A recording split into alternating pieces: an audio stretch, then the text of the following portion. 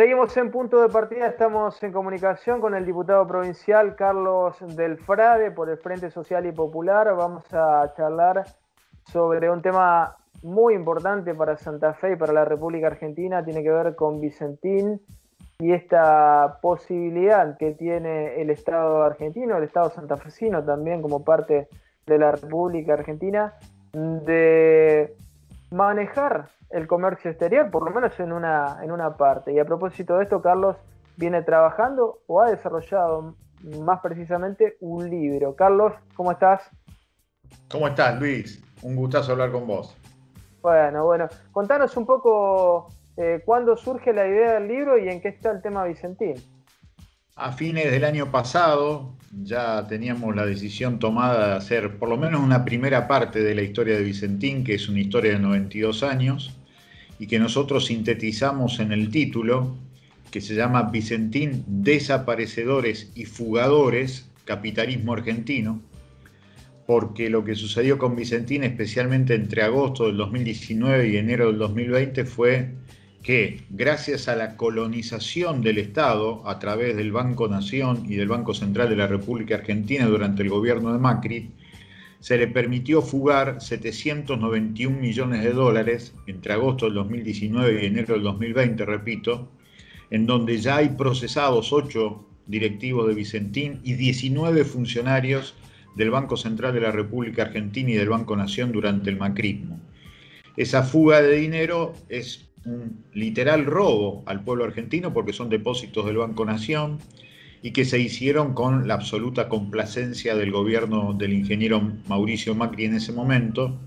Y los jueces penales que están llevando adelante esta investigación están convencidos que ese dinero está en las guaridas fiscales, en los paraísos fiscales que van desde las Islas Vírgenes en Gran Bretaña hasta distintas empresas que fue construyendo Vicentín en los últimos 15 años en Panamá y en otros lugares.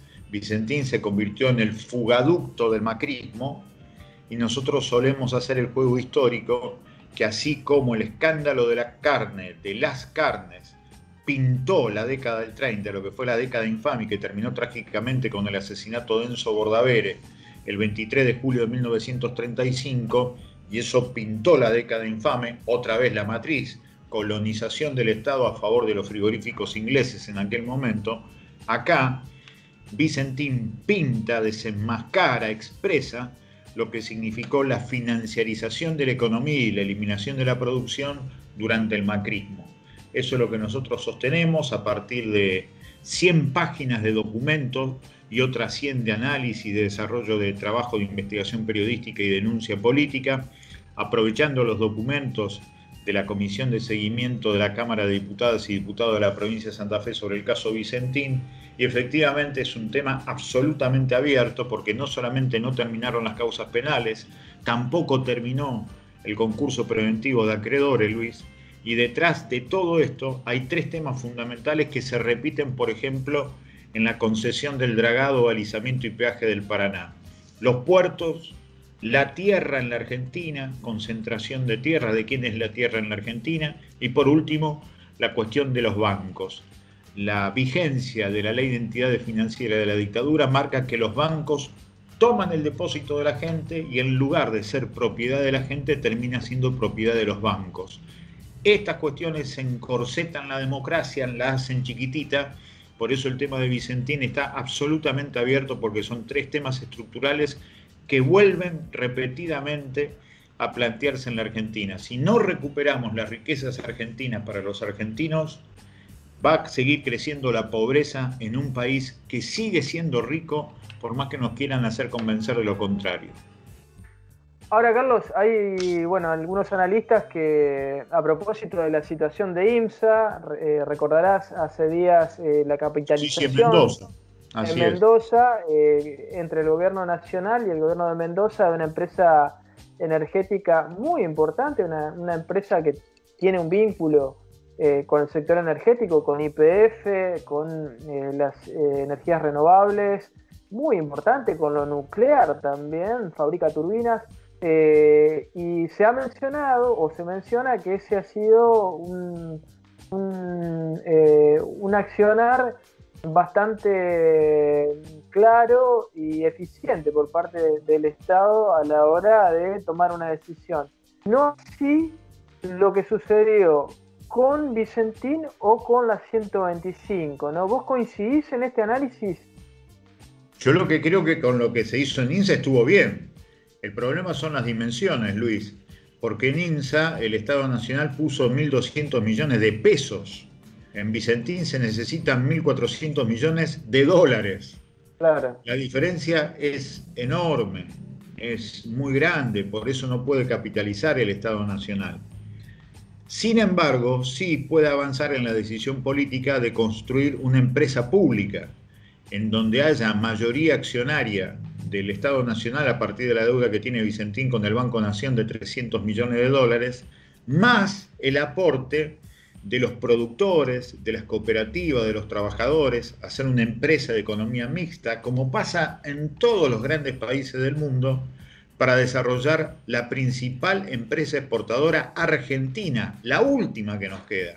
Porque todas las empresas exportadoras del principal negocio, del que más dinero le trae a la Argentina, que es la comercialización de granos, no hay ninguna argentina ya. Claro, Al claro, generar claro. este proceso de vaciamiento intencionado que la propia gente de Vicentín se hizo a sí mismo para terminar lavando dinero y fugando capitales. Así que es fundamental, es una empresa estratégica. Por eso estaba bien la decisión original de mandar al Congreso de la Nación el debate por la expropiación, porque además, al mandarlo al Congreso, está abierta, no se cierra, Claro. no hay nada oculto, es transparente, y hubiera sido una gran decisión. Lamentablemente, se volvió atrás y perdimos, insisto, la última gran empresa exportadora nacional, con lo cual hoy los intereses del mayor flujo de dinero que le entra a la Argentina está en manos de cualquiera menos de la Argentina. Aprovechamos este día, hoy se conmemora un aniversario del fallecimiento del general Martín Miguel de Güemes, nada menos, uno de los grandes hombres de la independencia latinoamericana, americana, y uno de los grandes forjadores del proyecto de unidad continental, ¿no? De Belgrano, San Martín, Bolívar. Qué importante compartir tus reflexiones sobre la figura de Martín Miguel de Güemes y cómo esto que tiene que ver con nuestro pasado, ¿no? Se traslada a este presente, Carlos. Sin duda, Luis, vos sabés que aprendí muchísimo de Güemes recorriendo Salta y Jujuy para la investigación que hicimos cuando se cumplieron 200 años de la creación de la bandera, que nosotros hicimos un libro y un documental que se llamó Los Caminos de Belgrano. Porque la historia, aún la línea progresista o la línea de izquierda, está escrita desde Buenos Aires. Y eso generalmente sepulta la mirada más directa y más concreta que es de los historiadores y de las historiadoras que están en las provincias. Ahí me enteré, con un enorme flujo de información que no llega a ninguna provincia argentina y se consume en Salta y Jujuy, que Güemes era realmente un revolucionario. No solamente quería el cambio de las autoridades españolas por autoridades criollas, como sí querían los grandes hacendados de Jujuy, de Salta, incluso de Santa Fe, porque ellos lo que querían en todo caso cambiar a los españoles y poner a los criollos, pero después toda la gran cantidad de gente que era además analfabeta, las mujeres y los gauchos, tenían que seguir sin derechos, sin ser consideradas ciudadanas y ciudadanos. Yo siempre doy un dato que para mí es desconocido, pero es fundamental para entender lo que era, lo que después iba a ser la Argentina del siglo XIX. Rivadavia, disculpen la mala palabra, cuando asume lo pretendidamente primera presidencia de los argentinos en 1826, pone una constitución. Y en la Constitución dice claramente, solamente serán tratadas como ciudadanas, serán tratados como ciudadanos los que tengan propiedad. Es decir, el pobrerío, la inmensa cantidad de gente no era tratado ni de ciudadano ni de ciudadano, no tenían derechos. 1826. Güemes asume la gobernación de Salta y de Jujuy en 1815. Y 3 años después, junto a Belgrano, declara la igualdad de todas las personas.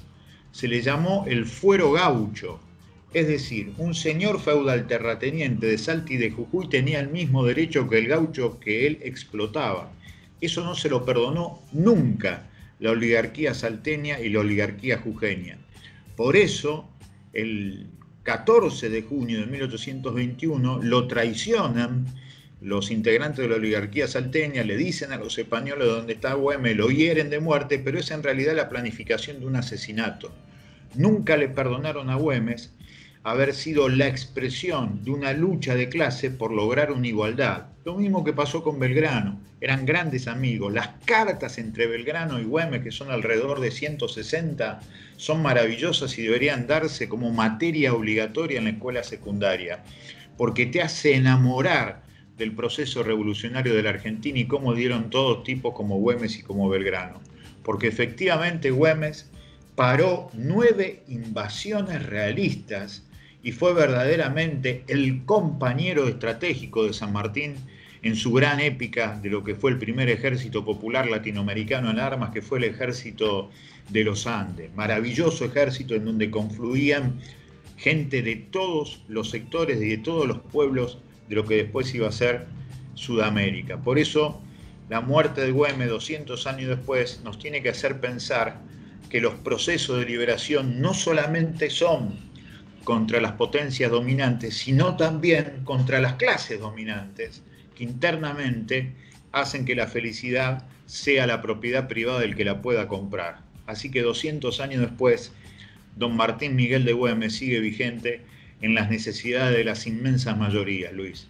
Ahora, Carlitos, es interesante no perder de vista el humanismo de Güemes que vos expresabas, por supuesto es central, ¿no? Él viene de una clase social determinada y bueno, pone una ética sobre la mesa, sí, una ética compartida con otros grandes próceres al servicio de la democracia, de democratizar una sociedad que tenía carácter feudal hasta ese momento, pero no perdamos de vista que el proyecto es la unidad latinoamericana, ¿no? Porque si no, no se entiende quiénes son Güemes, Belgrano, San Martín, Bolívar. ¿Qué querían? Querían, por supuesto, independizarnos del absolutismo de Fernando VII, que no se resignaba a dejar de ver la Latinoamérica como una mera colonia. Pero frente a esa situación, nuestros patriotas, nuestros próceres, deciden generar una unidad latinoamericana que obviamente después fracasa con estas republiquetas que planteaban, entre otros, los hacendados de Buenos Aires, los dueños del puerto de Buenos Aires, los Rivadavia, los Mitre, ¿no es cierto? Es interesante no perder de vista este punto, me parece, Carlos. Sin duda, porque además saber lo que lo identifica, que el lugar de la guerra revolucionaria en realidad es el Alto Perú, es Tucumán, es Santiago del Estero, es donde estaba la mayor cantidad de gente por otra parte. Buenos Aires era una aldea de 40.000 personas, de las cuales sabía leer y escribir solamente el 10%. Y allí, cuando se vuelve líder popular, por ejemplo, Belgrano, que había venido solamente a Jujuy con 200 soldados, se hace líder popular cuando se encuentra con Juan Azurduy, que le enseña el quechua. Y con el quechua contagia el deseo de pelear por la revolución porque significaba la igualdad. Aquello que había declarado Castelli en Soledad, en la Puerta del Sol, en Tiahuanaco, Belgrano lo retoma en quechua y ahí, en menos de 4 meses, van a la batalla de Tucumán y los 200 soldados con los que había llegado al norte de Belgrano son 5.000.